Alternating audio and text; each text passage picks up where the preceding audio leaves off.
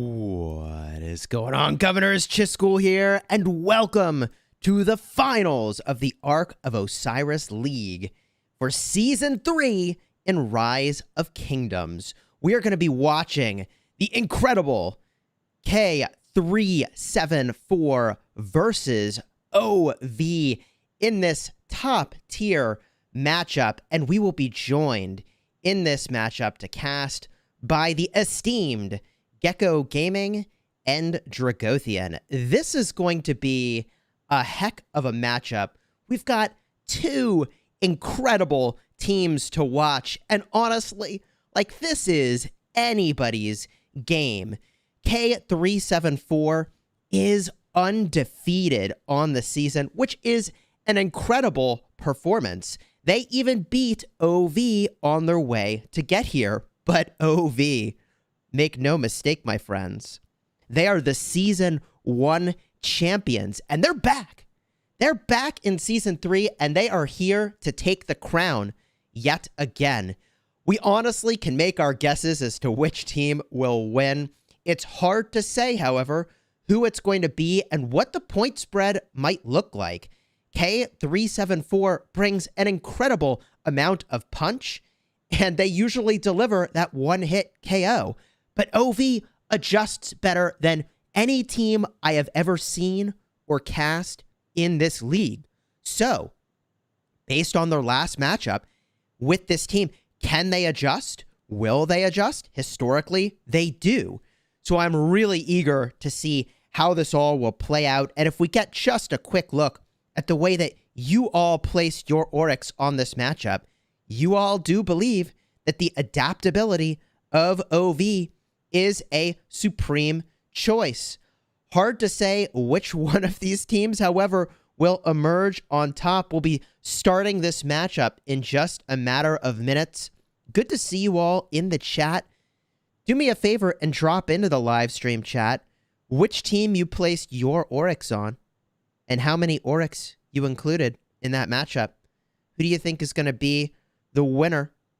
We placed our Oryx on K374 only because the odds are a little bit better. Everybody is skewing slightly towards OV here. People are saying the Blazer looks smart. Thank you very much. Thank you very much. Now, when we look at the Realm of Anubis, which is also going to be taking place at the exact same time, we have P636 against V636. That's right, two alliances from the same kingdom.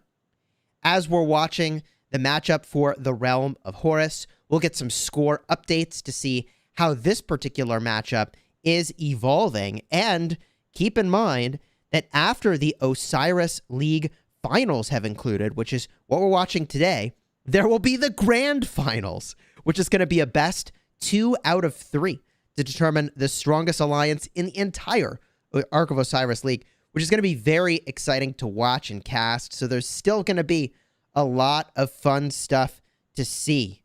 So with these moments leading into the matchup, I'll tell you a few of my predictions here. I suspect both teams are going to do a bunch of provisioning, pull down at least 12,000 points a pop. That's right, 12,000 points each in provisioning. I think that both teams are going to try to play the arc game rather than the structure game. And I think the team that gets more arcs is going to be the winner. But we'll see if my prediction is correct. Drop it into the chat what you think is going to be the deciding factor of the matchup. What decides the matchup today in this Arc of Osiris League finals? In just a minute, the matchup's going to begin. At that time, we'll be joined by Dragothian and by Gecko. And it looks like perhaps the match is here for us to watch. Let's jump into the matchup now.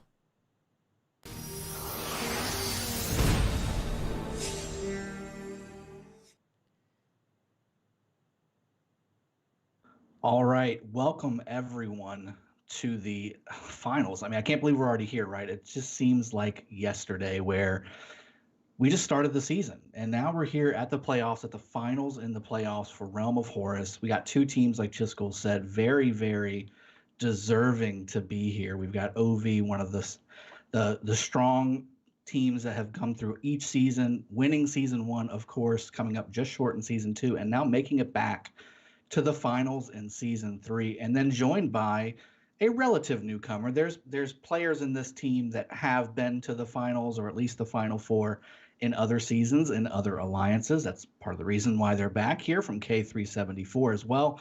I'm looking to see some of the strategies that they're going to be unfolding. I know that provisioning has become such a big deal lately in the Osiris League playoffs, and really just top tier content in general. Taking structures in this matchup is going to be critical. And I think the only way they're going to be able to do it, with the prevalence of Zenobias and Theodoras and the Constantines and all the different amazing garrison commanders that we've got, we're really looking forward to see how much Swarm plays a big factor inside of taking these structures. It's almost required now. Gecko, what are you going to be looking for whenever we're going to get this thing started off in about a minute and a half? Hey, Dragothian, it's awesome to finally be here. I can't believe we're seeing OV again in the final, and to make, not because of anything, but just the fact that they have won the first time, and now they're back better than ever. They've beaten the #1 team that nobody's able to beat before in an actual matter. And on top of that comes 374, which has a group of people who are veterans of being in playoffs, finally making it to the finals. But the meta is shifting throughout Osiris League. The meta has been shifting drastically. We went from barely any provisions to 11,000, 12,000 provisions. We're seeing folks leaving the lanes to go to the middle, leaving the middle to go to the lanes. Things are evolving, and I want to see which team manages to read the other one better and counter, because I don't think there is any recipe we can call that is a recipe for success or for failure at this point. There's just way too much going on.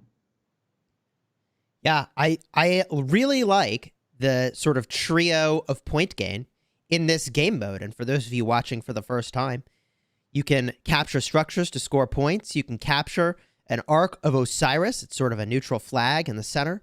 Or you can get provisions, and the match begins in 2, 1. Here we go. The battle starts. Off to the races, and let's get those rallies going.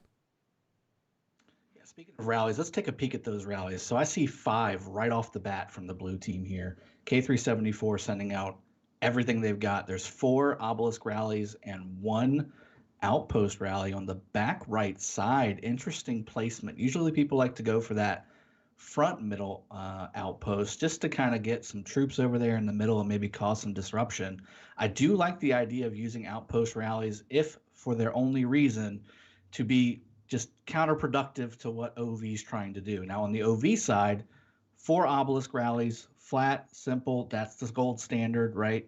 I think that we're looking to see if they keep the rallies or if they decide to break them. I think that's really what we're looking forward to seeing. Gecko, what do you think they're going to do? Curiously enough, I've been seeing a lot of outpost rallies hit. Folks have been taking a look at the back at the outposts. They've been contested a lot more than ever before. I wouldn't be surprised if this outpost rally actually hits the outpost and tries to take it. And from there, you'll see 2 marches or 2.5 marches that are in there trying to go around and play with outposts. This has been happening very often lately, and it has been taking 90 points per minute every single minute from teams. So again, this is one of those new things that we still got to see which team is going to play it how and how they're going to react to it, right? I think this rally is going to hit 100%. Yeah, we see now both teams have obtained 1 obelisk. Blue was the first to get an obelisk. Now, okay, Blue, the first team to get all of the structures on their side. Little bit slower for OV in the start today, but only a matter of seconds there between them. So now that they're getting all of their structures, and I guess there is still, okay, there we go, 1 final outpost. Now OV has captured all their structures. What do we expect to see?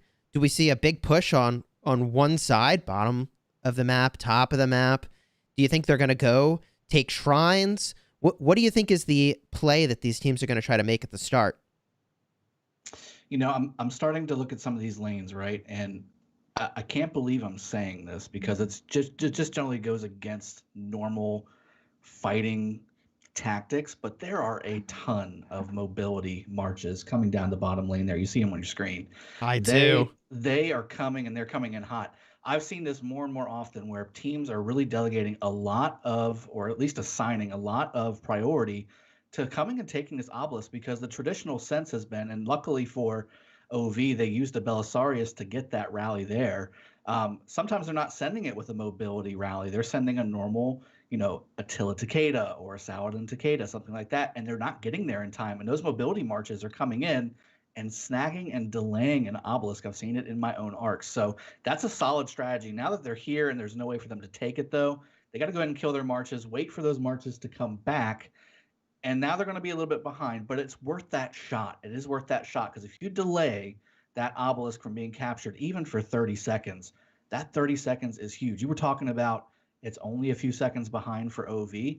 That could be the difference this game between getting that last provisioning in, or that could be the difference between that arc landing where it needs to be. I mean, that's the seconds that we're talking about in a matchup like this.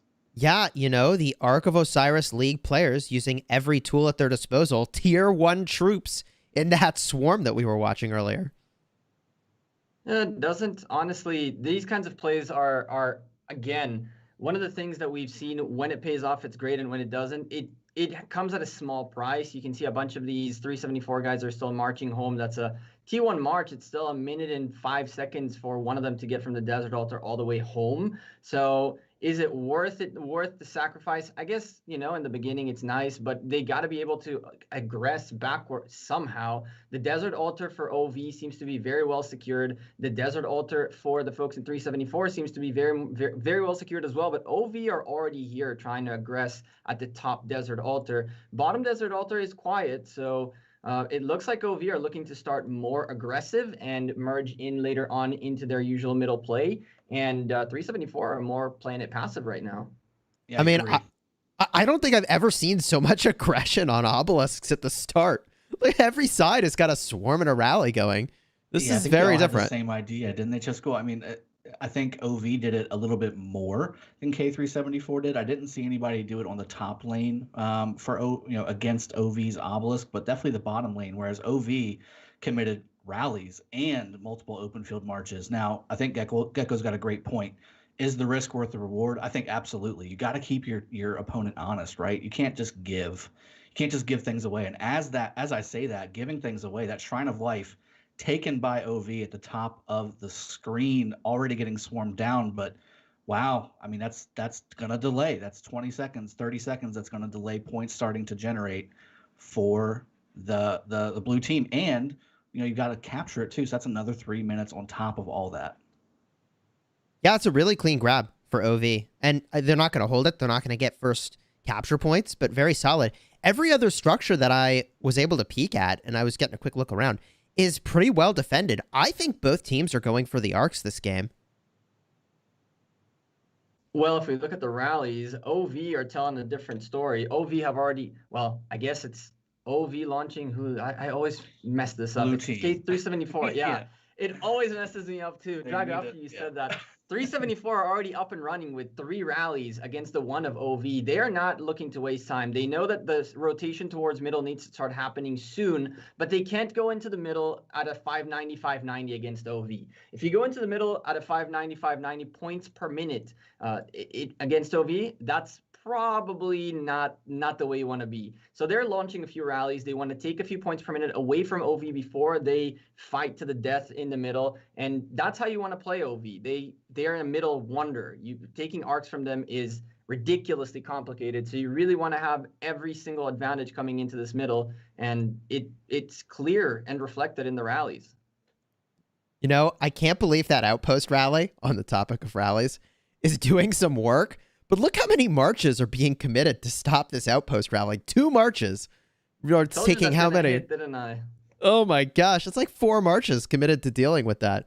Kind of wild. Leo is tanky too, isn't he? I mean, he's not only going to take those swarm, against the rally, but once he gets to that 10% mark, Leo's going to start kicking his expertise in, and it's going to be even harder for him to go down, and he might actually end up taking it if there's nobody that's going to hop into this outpost with the Richard defending. It's in the red. Both are in the red. Probably not going to take it. But like you said, it's committing 5-6 marches between the garrison and the open field swarm.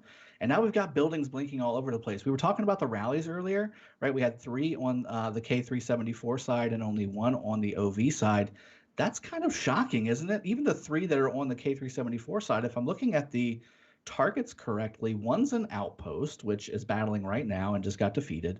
One's an obelisk, and one's a shrine of life. None of them going after the main point generating structures except for the one rally from OV, which is doing okay, but it's not doing okay, right? It just died. So there's no structures that are heavy point generating buildings that are really being rallied by these teams. With an outpost getting taken from the back line there on the K374 side, that's, I think, the game we're going to be seeing, guys. It's going to be a nitpicky, give me 30 points here, give me 20 points here, give me the small stuff, and we're going to win by arc. I'm really looking forward to this middle arc scrum, Gecko. Yeah, I mean, it started. I didn't even think we need to look in the middle, and yet 4 minutes before the arc, this battle already has begun. It's well underway. I mean, these teams are all in on arcs, aren't they? Yeah, and the one thing that I think a lot of folks need to keep an eye on, and it's a great play to read at this point, because we've gotten to the point where garrisons can take care of an Attila Takeda if it's just an Attila Takeda. So 374 recognized that Sloughty's, even it was a Chandragupta Takeda, I believe. I didn't see what it was. It was a Chandra there. But regardless, they saw the one rally, no open field presence. They know how to deal with a solo rally against a solo building, and they moved on to the middle just like that. And you got to know at this point, if you're going to commit rallies out to fight buildings without an open field presence, it's a play that everybody already knows. I see no OV marches dying. Like, how is this happening? Look at all the blue marches dying and no OV marches dying. Unbelievable. Did they use fight to the death? I don't think they did. I think I see war drums and the defensive formation one. I don't see. And they're just, look at all the blue marches that are instantly dying, and I don't see any red marches dying. In fact, I don't see any red marches losing health. It's insane to see this. Blue had such a significant advantage numbers-wise in the middle here just a second ago. Yeah, so what do we attribute this to? Like, I'm trying to figure out what we're seeing here. What are the commonalities in the marches OV brought? A lot of AoE? A lot of AoE. A lot of AoE. There has to be a lot of AoE in this thing. There's no way you're doing a 1v1, even a 10v10 in here, 10v3, and you're killing stuff this quick. This is AoE proccing all over the place. I see here a few YSG Guans YSGs all over the place. Half of these Guans have a YSG behind them. Some of them have a Leonidas. I mean, they're just AoEing the hell out of everything in here. How do you fight this? I mean, I see the other 2 rallies from K374 that have hit and are failing, so they're not going to take a structure. In the middle here, if you have a fight like this in the middle, like, there's nothing you can do against that. If you got beat that bad, like, that was just a sound drumming. That wasn't even like, oh, it could go either way. And if maybe we tweak a thing or two here, that was a sound drubbing. And there is a little bit of a difference in Kingdom, just Kingdom in general. You've got OV being in the 50s Kingdom range, whereas 374 is obviously in 374. So, I mean, that's 320 Kingdoms difference. That's equipment differences. That is time to max commander differences. There's a lot there that you have to look into. And I don't know if that's something that you can also contribute to seeing just the sound drubbing that you just saw in the middle here versus really what looks to be an untouchable swarm from OV. I see a lot of AoE, like you were saying, Gecko. There's Ethelfleds, there's Guans, there's Artemisias, there's Williams, there's Ramses with likely some YSG behind it. There's just tons of AoE. Even the AoE buffs, right, and debuffs. There's Alex's in there. There is Constantine's in there with the AoE. But I mean, there's so much going on there. But that was just so one-sided in the middle, so one-sided. Yeah, I think, gosh, looking at how this unfolded, and we can talk about why it unfolded this way, because I would like to do that. But how do you adjust, I think, is important to discuss, because now K374 must adjust. If you're in their shoes, I think you can't start that temple battle until closer to when the arc has spawned, because if the other team can fully clear you out, the only way you're getting an arc is with a breakaway. You have to hope against some of the best carriers in the game that live in OV, you get the arc first and get a breakaway, right? Absolutely. But there is one more thing in here that that folks need to keep in mind, and that is this is an opportunity for 374 to recognize, okay, middle is going to be insane for us potentially. Once we get into the blender, it's just like everything else, we just come out of it like there's no way to win this thing. And so what do you do to adjust this? First and foremost, you don't allow OV to get 4 arcs this game. The next arc needs to be a fight on the temple himself, and every single time the arc gets picked up, it needs to get dropped again and again. It needs to get dragged and not allowed for there to be a 4th arc. That's the first thing that needs to be done in here. And from there, I mean, I don't know what you do with a cloud of AoE like that one, honestly. I'm still speechless. I didn't expect 374 to get so messed up the way that they just. I mean, that was a one-sided affair, and it's still. I mean, they're still trying, right? They're going through the same buzzsaw that just saw, and you see more sad faces coming out of that buzzsaw. I've never seen that kind of a one-sided fight in the middle in the finals. Like you see that maybe in the qualifiers where there's just 2 teams that aren't really matched up fairly, and it's just that's the point of the qualifiers is to get the cream of the crop to the top, right? Well, this is the top. This is the top of the top, and I've just not seen that in the middle from the top of the top. Now, what do you do, right? I think we just started talking about that. What's the next play? Well, is that going to happen again next time? If we think it is, then K374 really needs to be heavy on provisioning right now. They need to be all in on structures, and they need to keep them honest in the middle, right? They need to, have some people coming to the middle when it's time. But I don't know if coming later is the right answer, because OV is just going to posture forward and basically buzzsaw them in front of the arc instead of behind it. So I'm not sure what the answer is there for K374. They're still pouring people into the middle. I'm not quite sure why. Yeah, it feels like not the... I mean, at this point, that arc is long gone, right? I don't know why putting more players to that task gets the job done. And I think we have to address a fundamental truth here, which is that given the existence of Zenobia, is there even a way to take the building game? I think there can be. Yep. Yeah. Go ahead, Gecko. I definitely think there is. I really think there is. You just need a good combination of swarm with a good rally and proper timings. That's the next level. That's how HKL became HKL. It was an insane swarm with a proper rally, with a proper insane rally with a proper swarm.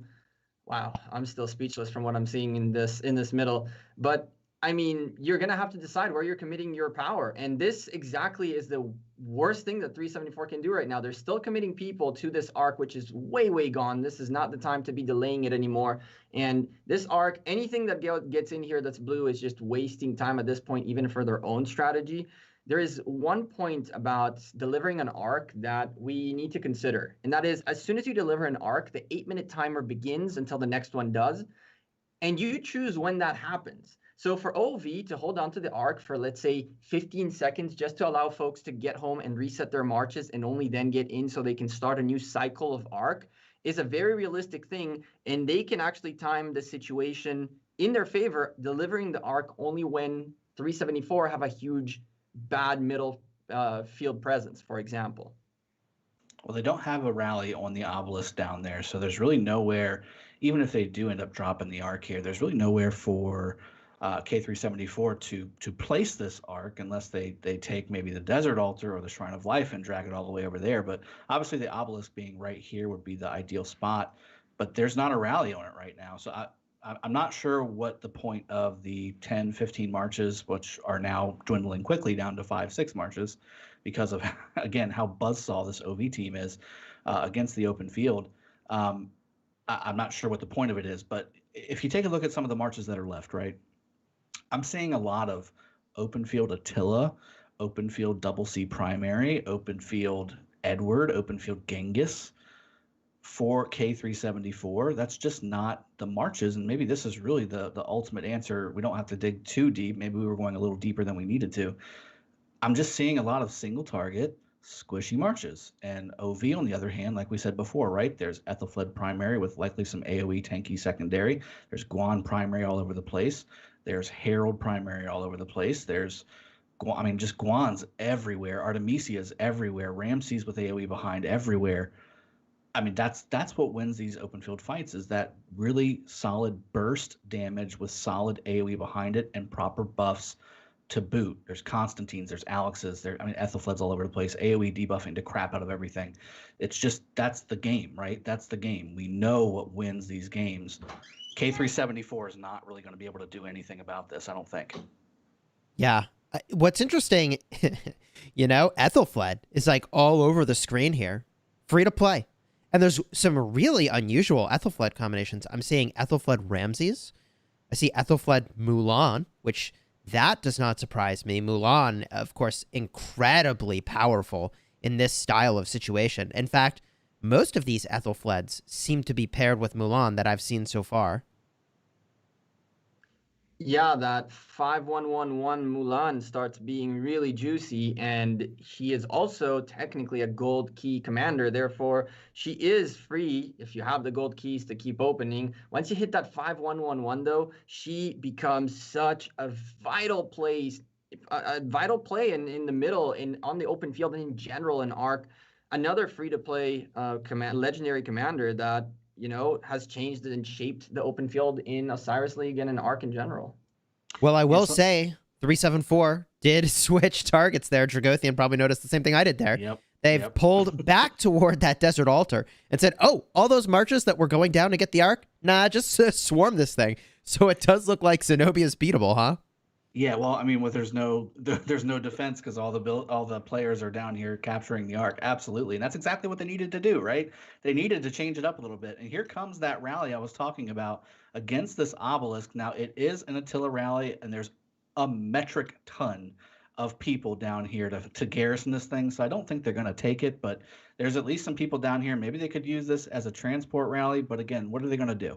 Right, they're going to take it over to the desert altar where there's about 500 marches going towards from OV as well.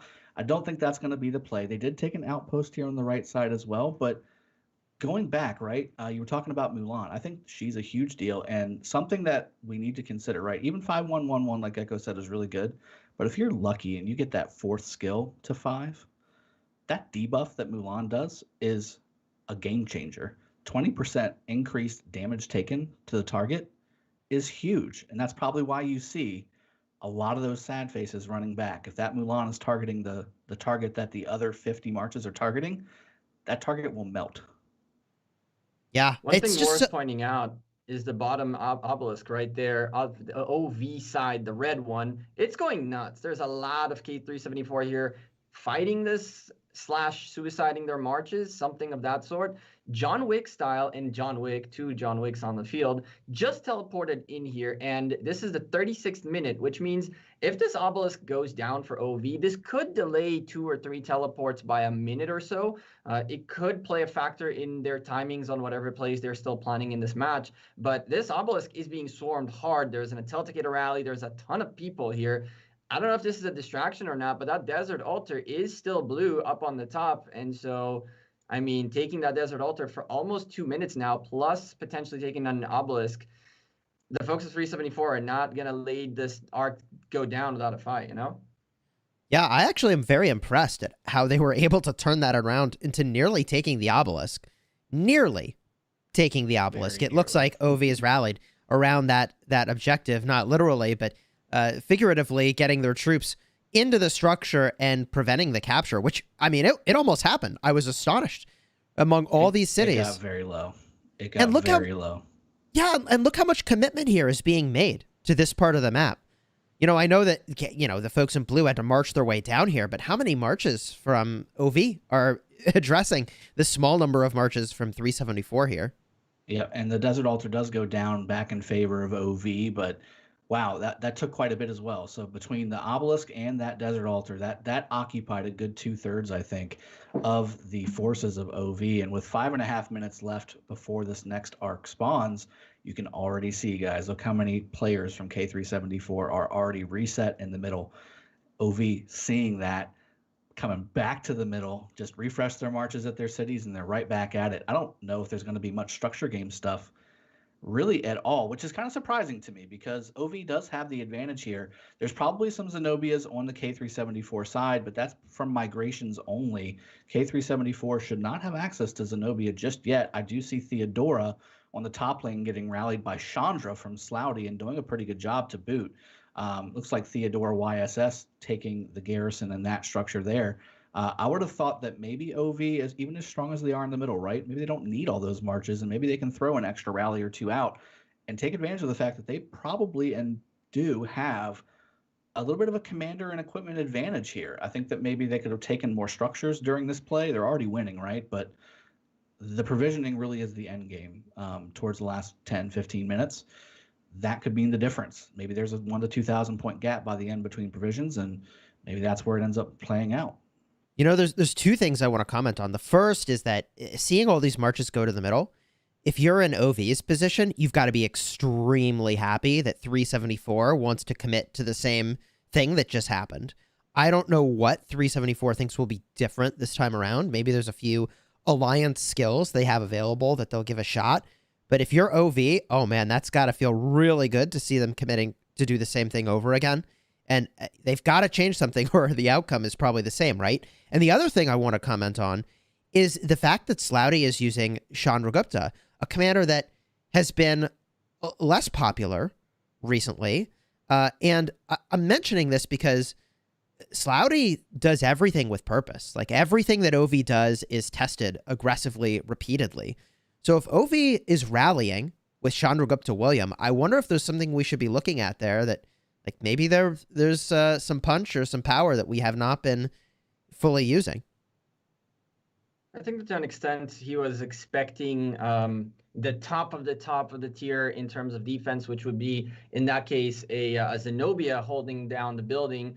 And honestly, I've been seeing a lot of Zenobia counters and very interesting things. I don't necessarily think Slouty was thinking that there's going to be a Charles Martel in here, and even so, he's like, I'm fine with what I'm seeing and keeps rallying with what he is.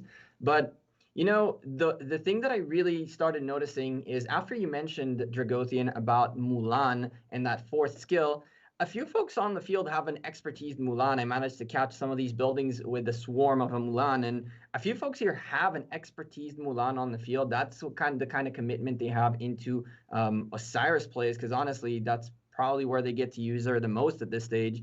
Mm-hmm. I don't know, man. The 530 points per minute game, 3,000 point lead for the folks in red and OV. There's to the death. Yeah, and here comes the middle again. So OV is going all in. Yeah, OV says, "Oh, you want to do this again? Okay." And they've even got the defense buff going as well. So they gave themselves the nice defense buff they activated to the death, which is something you can really only pull off once in an arc match. Man, if you thought the last round was one-sided, I feel like with those buffs both activated, it's going to be one-sided again. Oh my goodness. I'm waiting for just the plethora of sad faces to burst out from that center. And as you can start to see already, there's 2, 3, 4, 5. Well, there's one from OV finally, but the rest are all blue. They're still going back. Yeah, this is just going to be a mess. I think it's going to be the same thing over again, and it's the same problem. I see a lot of... I do see some Guans, which is nice. It's good to see, but I see so many Artemisias in the middle. Artemisia YSG from OV. I see Guans. I see Saladins. I do see a little bit of a burst of blue around some of these. That's not the defense buff. And I believe that's Mulan helping out and targeting not only that, but also the AoE buff that she provides too.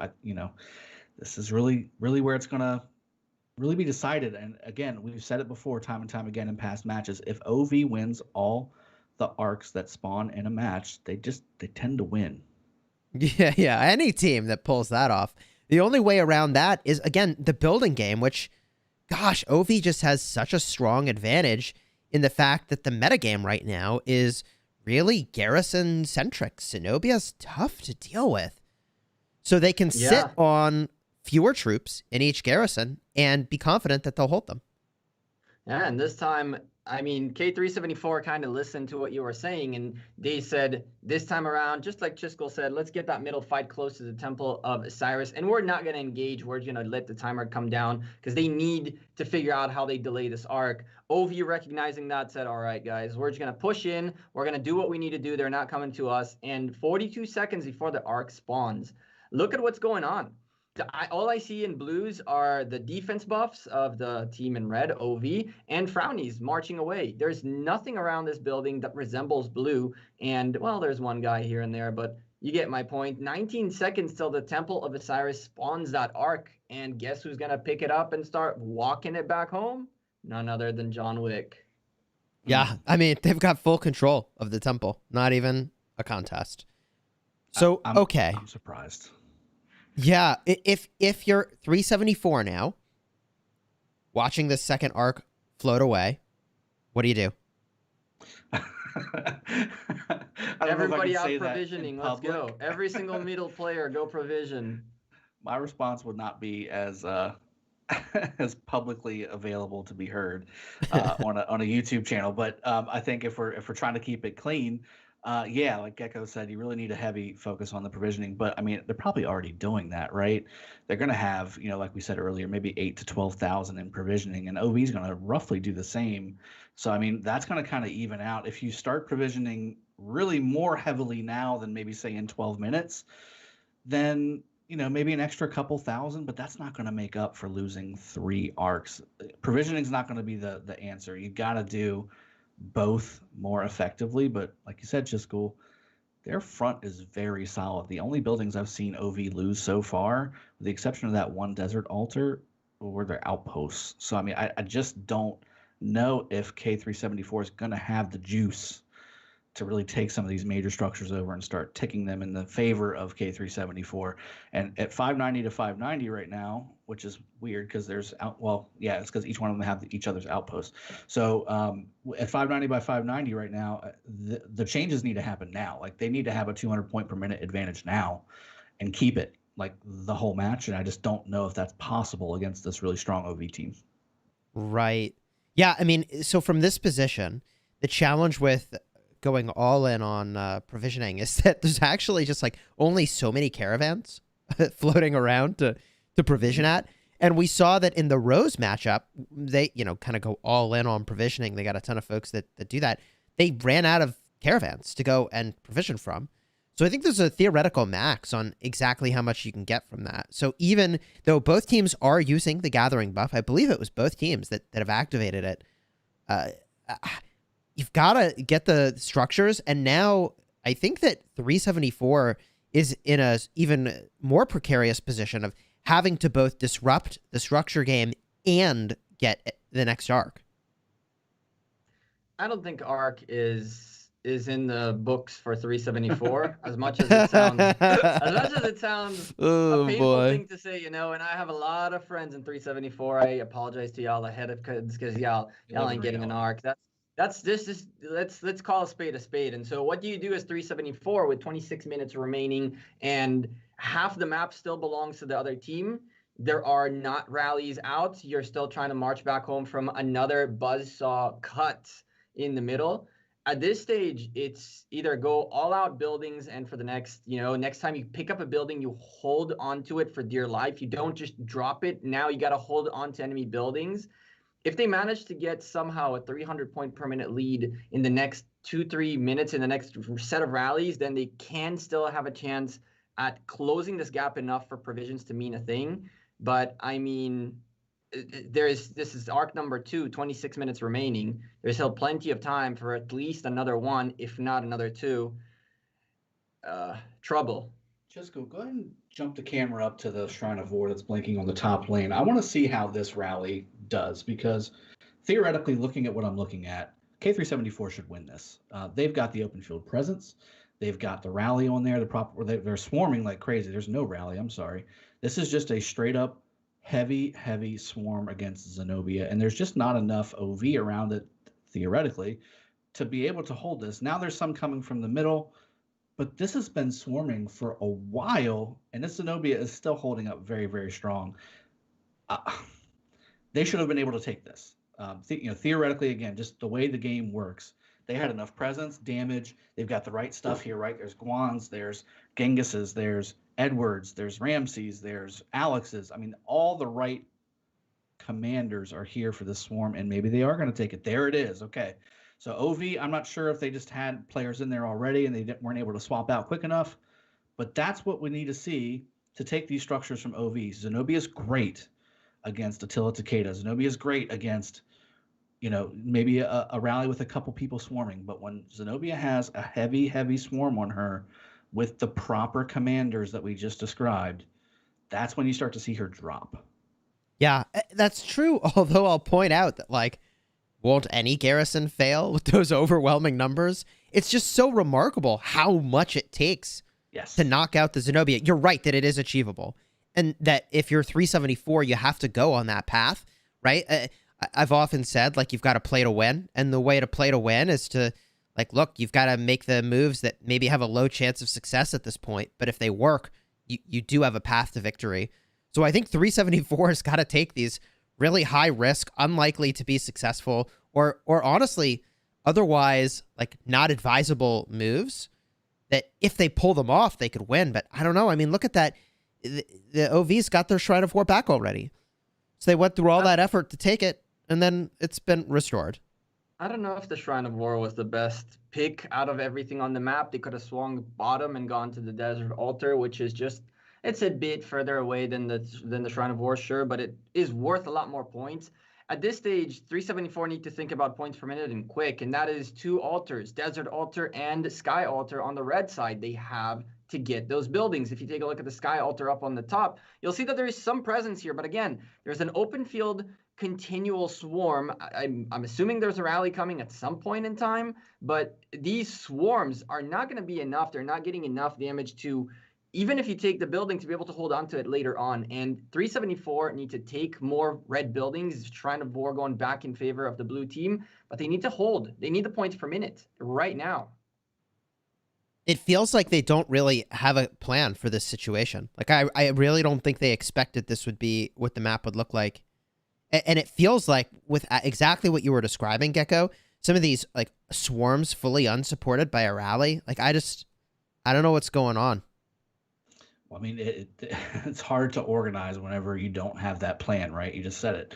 You didn't expect it to look this way. Well, that's because you lost in the middle so badly. In the middle, OV has almost basically won this match. I don't want to say it's over because it's not. They're holding the arc right now, by the way, and they're just kind of sitting there camping with it, resetting all their marches, like Gecko said. They have 374 has taken the Shrine of War back again and do have a proper commander in there with Theodora, and she is a little less likely to be swarmed down than, say, a Zenobia or something like that. But even then, my point before, Zenobia is really hard to be taken down because she requires not only that rally but also swarm.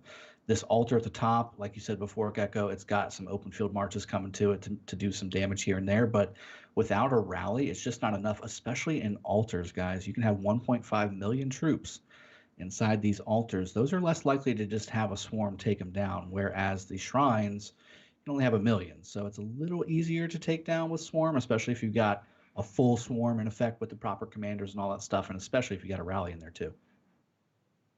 I wonder what the strategy is for holding the arc. Go ahead, Gecko.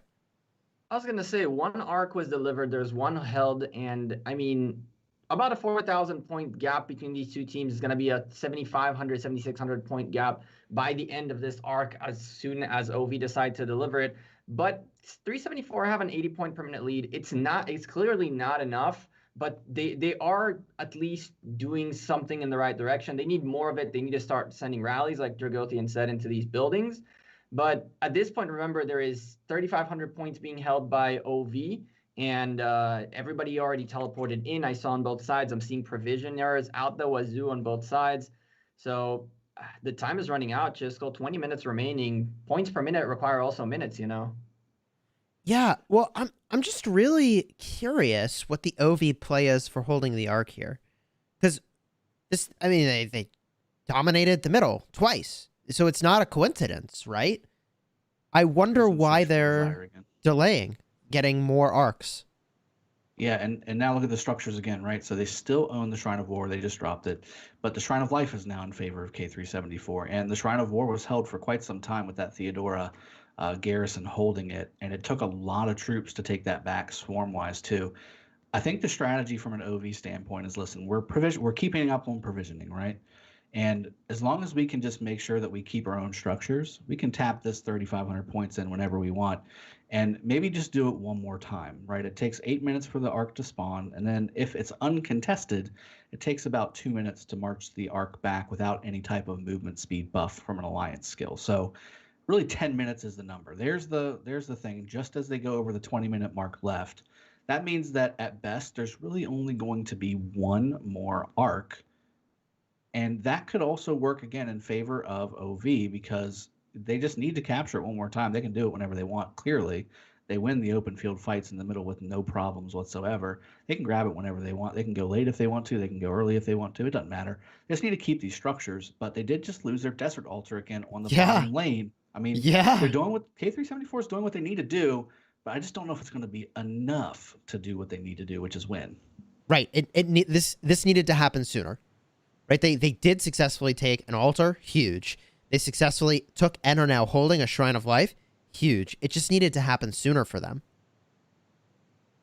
And while that's going down, OV lost their Desert Altar in front of their faces and had the audacity to say, nah, I'm going towards the middle. Someone else will pick this up. If you take a look at the bottom, they're already swinging towards the middle. And, I mean, there was literally 8 minutes remaining on the clock. I don't know where these guys were going, but they left the Desert Altar. They're like, meh, we don't need that. And so, eventually.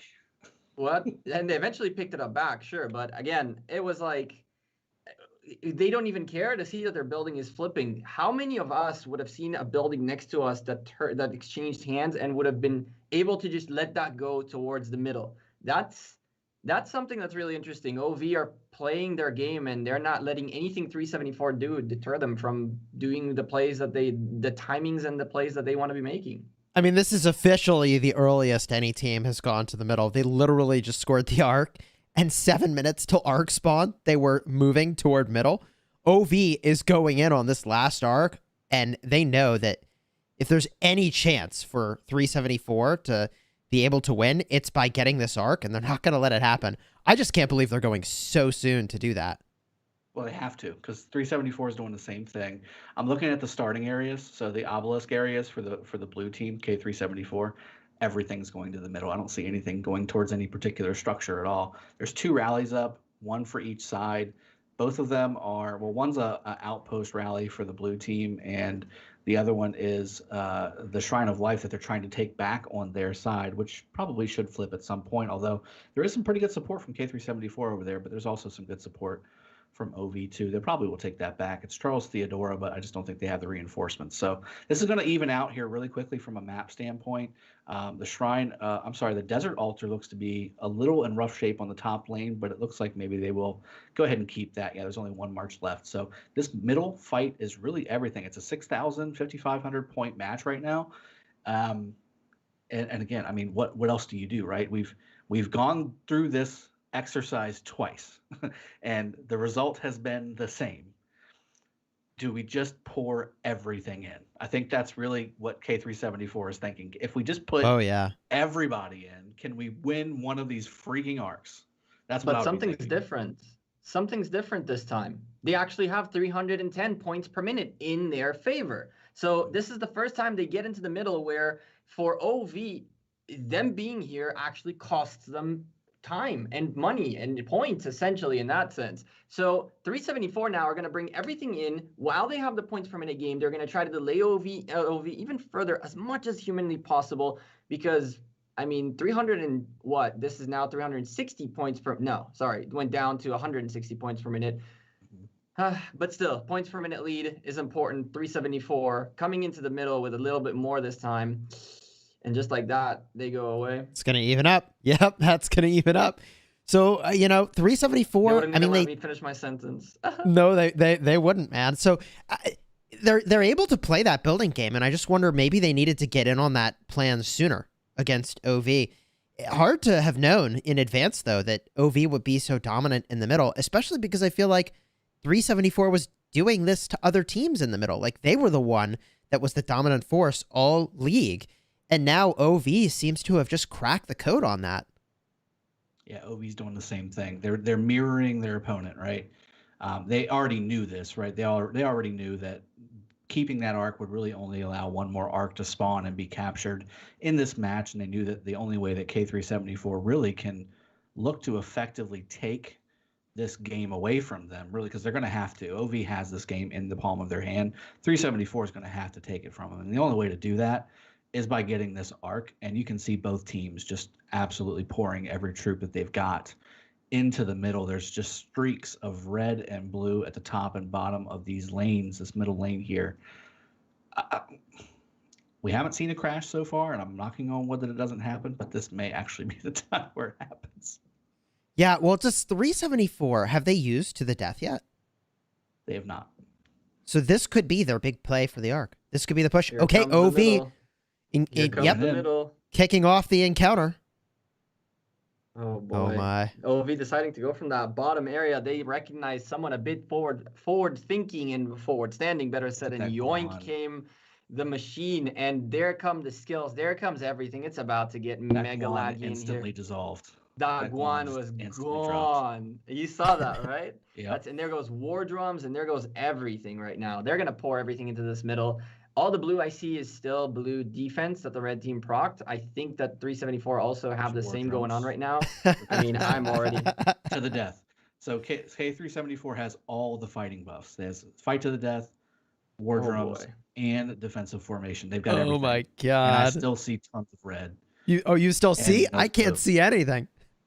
That's you see every number in the book on yours. On mine, I see a bunch of jittering like graphics, but I see a lot of blue still going home, guys. There's a lot of blue just sitting there. They got killed so bad that they're not actually running back to their city. They're stuck inside the clump. It's bad. It's really bad. Oh my gosh. This is wild. I mean, this is the all-in play. This is the all-in play. There are more red going, though. This fog is so thick. Nope. Okay. Couldn't handle it. I don't know how you play through that. While you do that, while you try to get us back into the action, I can give you a quick little update about the other realm going on right now. The Realm of Anubis is on its finals as well, and funny enough, the same alliance is in the finals. P636 and V636, V636 being the main alliance, and P636, same folks from the same alliance on a farm alliance, and a few other folks from 636. So that's a fairly exciting final. At this point, V636 is leading by 11,000 points, 12 minutes remaining in that match, and still plenty of time for anything to happen. And look, the arc spawns in 45 seconds. It's now coming back online. I do see you coming back online, Chisco. It took 2 attempts to get back in there. Oh my gosh. There's a lot more red leaving the clump now, guys. So that's interesting. Oh, now it's my turn. So take it away. Yeah. Oh yeah, absolutely. Red flying home. I'm seeing a lot more of them now that I've always seen blues. It looks like the presence finally evened out. There's a minute and 35. Oh, sorry. There's an arc down on the field right now. No, sorry. In a minute and 33 seconds, blues are. Oh, and there go I as well. Oh my goodness. Can anyone cast, please? Yeah, no, I got this. So what's so remarkable about this big brawl in the middle is first of all, it's got to be really hard to control where your marches are going. Second of all, I want to call attention to the fact that 374 popped everything they've got, and it may have actually worked. It seems like they might actually have more presence by the arc, and I think they're the only ones grabbing the arc. Oh, John Wick in red with the carry. Is he about to get the crucial breakaway that defines this game? John Wick is strolling with that arc. 50% double C, charge talents activated, 30% extra march speed. Moving away from this battle, if he breaks from combat and there's a Belisarius secondary there, I believe that is with a quick burst of speed. I don't know. This could be the clean breakaway that OV needed. Hard to beat the quick hands of John Wick. That arc now downfield, however. I don't think any one side has won the middle yet. So if one side gets that dominant presence, if the arc didn't go far enough to be the difference maker. Oh, now Blue's got the arc, and they're marching it back to the middle. Oh boy. It goes down. Oh boy. I think OV is actually starting to own the field. Does that look like that to you as well? They're closer on their side, so it's easier to reinforce. It's quicker to reinforce, and that's the main advantage. They want to get that initial grab so that they get that side of the arc to their side, so when they're reinforcing from their cities at the obelisk, it's not as far of a march. They don't have to go through a buzzsaw to get there, and that's where you start to see, right? We're already starting to see it. Those blue armies are starting to crumble. You're starting to see a lot more on the blue side going back to their cities with no troops left, and now there's more reinforcements pouring in from red and OV.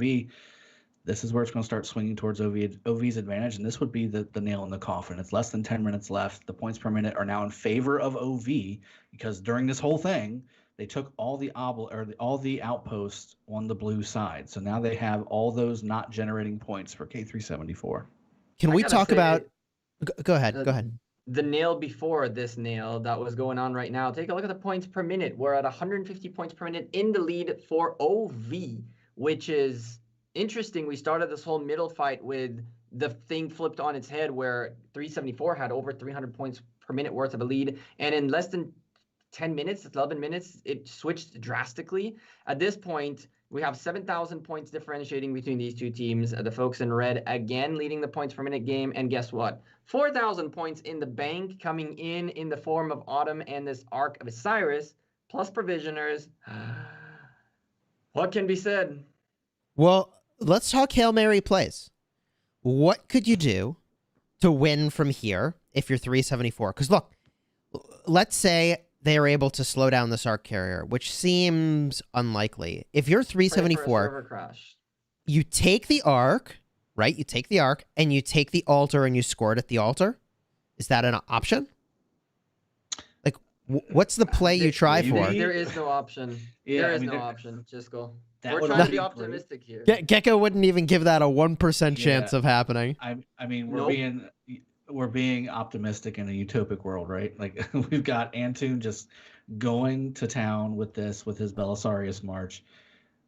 He's getting hit now. He's probably going to drop it before he gets anywhere where he can drop it into a building. But you got 8 minutes left. It's already basically inside the zone of capture for OV, and there is just so many armies around it. It's a 7,000 point match right now, 6,800 with 4,000 points in the form of an Arc. That puts it at 11,000. There's no way there's a delta of 11,000 in provisions away from these two teams. I've seen provisioning happening on both sides enough to the point where I think maybe a 2,000 or 3,000 point delta is even highly unlikely. So, I mean, they're even provisioning at the Arc.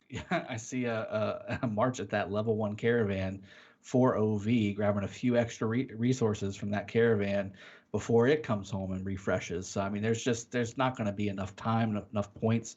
I think, if we're asking what can be done at this point, if you could definitely do that, if you could make some kind of crazy whirlwind play where you magically capture all their buildings on the bottom side and then kill the Arc carrier and then cap it, that'd be nice.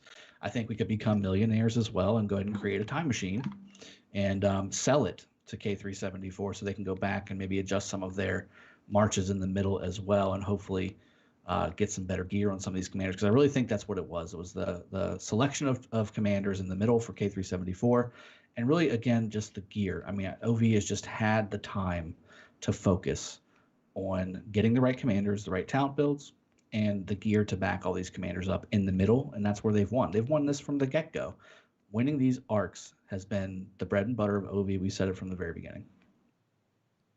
Yeah, it seems like more and more the all-in arc play is becoming popular, and that's, I think, in part because of all of these commanders that do area of effect damage that are very accessible, and also because there are some area of effect damage commanders that have become available, and people have had some time to work on them.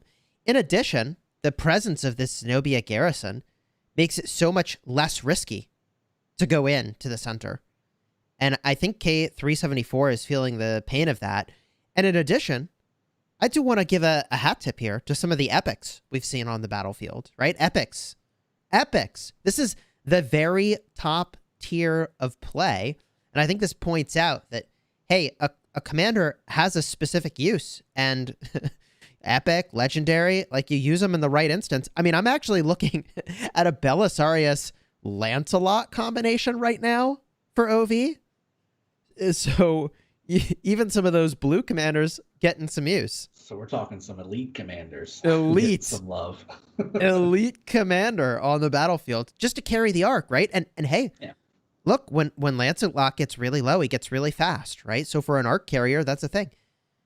I think it's really interesting that OV continues to use every tool at their disposal the T1 troops, elite commanders, epic commanders, whatever's the right tool for the job, they look pretty thoroughly at what's in the game, have evaluated successfully, and deliver on that. I'm curious if 374 or OV had one Lost Kingdom more than the other in a certain period of time when the update came out, like 2 updates ago came out, I believe, when the flag came out. I don't know if you guys remember this. When the flag accessory came out, there were some folks who were in KVK and could get it instantly and some folks who weren't, and it took a little bit until they could get that flag blueprint. That's a Lost Canyon blueprint.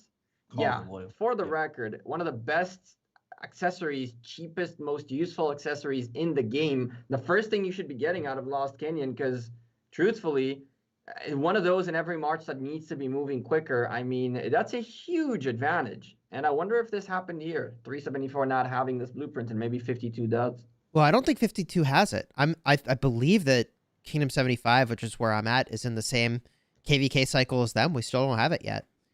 So I don't think that OV has access to it, although I think that's a really good call out, that item is amazing. I'm in 307 and I did get it. So I believe that 374 should have it, or at least have access to it. Although it may be a different bracket. It might be a different bracket. I don't know. Yeah. Yeah.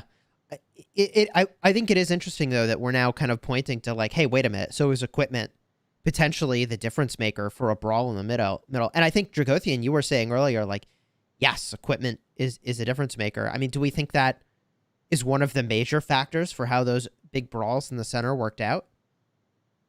Well, what's the time, right? So Kingdom 52, what's the age of the kingdom versus Kingdom 374, right? And this is Osiris League. This is the way it's built, and this is the game structure. We had the Osiris Invitational last season where it kind of evened things out a little bit, where everybody's got the same commanders, everybody can spec them the way they want, that kind of thing. There's no equipment. It's equal. Everything is equal. And you saw some teams that normally would not necessarily get into the top tier be able to really compete against the top tier talent because they had top tier commanders with top tier stuff.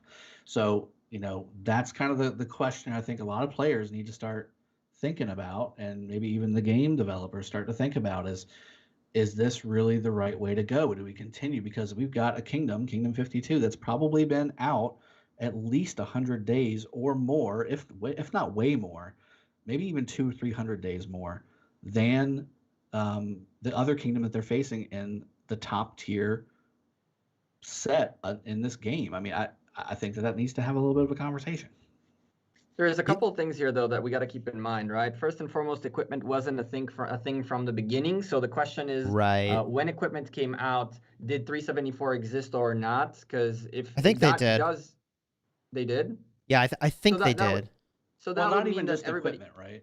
Yeah, I get your point. I actually very much agree with your point. And the thing about it is, we're talking about Osiris Invitational. This time around, apparently we do not have that, or maybe we do. What we do know we have is the grand finals coming up, I guess, in the next couple of weeks. We just got a little new icon in the game and no real dates, really, as far as I know. And so that's going to be a best of 3 between the winner of the Realm of Anubis and the Realm of Horus. And this, again, brings out that conversation of best of 3 in a final, right? 636 against 52 at this point. Hello? These guys are not even probably with Theodoras yet.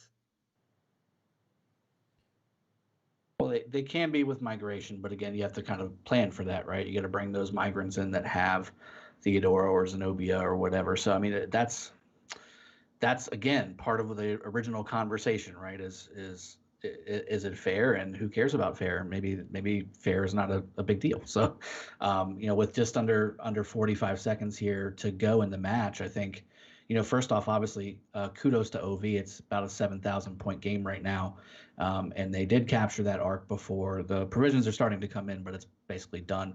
I mean, looking at 43,780 points for K374, that's usually a winning combination. If you've denied your opponent at least one of these arcs, and unfortunately they haven't, and that's where, again, OV has really kind of buttered their bread, so to speak. They've got 51,000 points with more provisions coming in as well. It's a little bit closer, about a 6,000 point match now, but again, it's just not going to be enough provisions-wise, I think. Yeah, really impressive gameplay from both teams. Really incredible season for Ark of Osiris League. We see here the MVP, Snorlax, 124,610 from OV Can we again. get some GGs in the chat, ladies and gentlemen? Come on. Come on. We're missing that, aren't we? What a crazy match. That was really wild. Looking in at the final score, 51,339 for OV, your Season 3 Ark of Osiris League champions. Ark of Osiris League champions. Incredible. K374, really strong. Well played. Fell short in the center for those arcs. What a game to watch. What are your big takeaways from this? Well, I mean, look at the provisioning, right? So that's a clear number to look at. I think last season, the top provisioning was around 6,000 or 7,000, and even that was kind of high. We were like, wow, that's getting up there.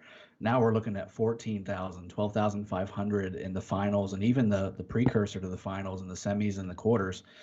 We saw these 11,000, 15,000 numbers. It was pretty substantial, but obviously the tail of the tape, we're looking at the first line, right? That's an extra 10,500 points that OV had that K374 didn't have access to. And that's a huge deal. I think when we combine the fact that OV just owned the middle, even against the superior buffs of having the fight to the death, they had war drums and defensive formation all on, and they couldn't just clean the field like OV did, no problem. And then allowed OV to get reinforcements in there because it only lasts a certain amount of time, right? Once those buffs ran out, they're just gone, and now it's back to even, and OV clearly had the better setup, the better commanders, the better gear, whatever that looked like, right? And then again, giving OV the chance to do that because they had Zenobia. They had Zenobia available to them. They have it in their repertoire. So Zenobia is a huge deal. I think that also played a huge part in this game. Yeah, can we talk about the kills, wounded, and healed for a second? Because this is really unusual. So we see that actually 374 was doing more damage in the field? Is that what's happening here? And then OV actually healed 24 million? What's going on there? I mean, it is the grand finals. What can be said? It's the grand finals. Each team is doing everything they need to do. OV might have been a bit low on troops and knew it from the get-go coming in that they didn't have all the troops that they needed, and they were ready to pounce and do as much healing as they need to maintain their advantage. One thing you should keep in mind is when you send some sort of commander with a focus on AoE, there is no tanks, right? A lot of those pairs of commanders that we use have a little bit of a tanky, a little bit of a defensive way for damage to be done and not just get squished. That's the problem with the archers, right? Archers are very squishy because they do a ton of skill damage, AoE damage, but other than that, they just get destroyed taking damage.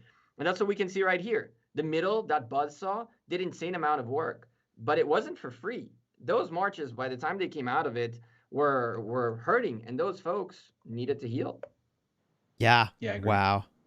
Well, we're gonna head back to the caster's booth in just a second here. I'd like to remind everyone to subscribe to the official Rise of Kingdoms channel if you haven't already. And also, each of the casters today has a channel of their own. I'd encourage you to go check it out, subscribe, throw a like onto this live stream if you have enjoyed it. And Gecko and Dragothian, what are your concluding thoughts here before we head back to the booth? I just got to say, great fight. I mean, I think that, again, the middle kind of really showcased what OV was about, and that's why they won. So great job to both teams. They deserve to be here. OV clearly had the dominating strategy when it comes to the middle and how to effectively just take the arc at will. And that's why it's called this. Osiris League, is based off of Ark of Osiris. Ark's kind of a big deal, guys. If you can win all of them, that's a huge feather in your cap and big points in your pocket. And that's really what's won this match for OV alongside of, again, some other things that we've discussed. So good job to OV for winning their second championship, winning the first one, coming up short the second one, but coming back strong in the third and winning their second Osiris League championship. They didn't only win their second Osiris League championship, Dragothian, they also got to knock out those who took their title away last time. Well, I mean, they didn't get eliminated by HKL, but you get my point. They took out the champions, and then now they took the throne. It was a really, really fun match to watch. It is very clear that OV, like the things we've been hearing from them, they've been practicing like crazy. They've been doing a lot of work into their arc plays. They have been coordinating. They've been putting in the time, and it's so visible.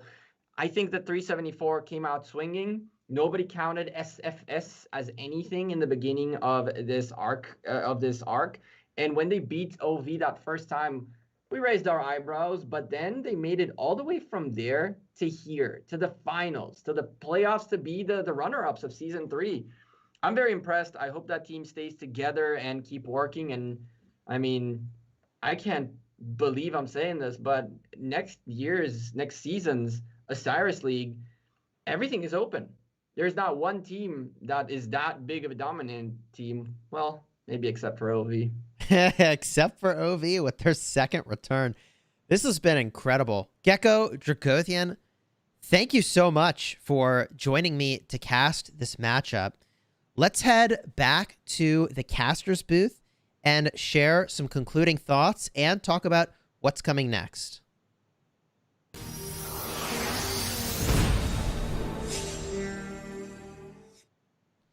There you have it, my friends. The season champion for Ark of Osiris League Season 3. OV. They've done it. They have done it. They came back after Season 1, conquering. Defeated Season 2, and then Season 3, they rise up again. I think this really speaks to the power of having a team that sticks together, continues to grow, practices, and OV has made it no secret. The thing they do is practice, practice, practice. So, my friends, my recommendation to you, if you'd like to find yourself on this stage one day, is to continue to put in the reps, to continue to work on your commanders, your equipment, and your teamwork, because that is the thing that can lead you to victory. I'm very impressed with really every team we've cast in the Realm of Horus. And if we get just a quick look, we can see the Osiris League champion for Season 3 for the Realm of Anubis is V636. Congratulations to them as well on their victory. Very impressive. We see here the league will be closing in 7 days and 7 hours. So you've got a little bit of time left to go and claim all your rewards associated with the various shops here in game. Don't forget to go and do that. Cash in your league currency, your Oryx. Get those rewards in the shop. My friends, it's been a true joy casting this with you. Thank you all for being here and watching. If you have enjoyed this live stream cast of the Ark of Osiris League, do me a favor, drop a like on the video, subscribe to the official Rise of Kingdoms channel, and again, follow the links in the description of the video where you can check out the channels of all of the folks who cast the match today. That includes me, Chiscool Gaming, Dragothian, and also Gecko Gaming. What an incredible set of matches. Congratulations again, OV. Congratulations also to V636. We're going to head out for now, my friends. Until next time, you have fun smashing the kingdom.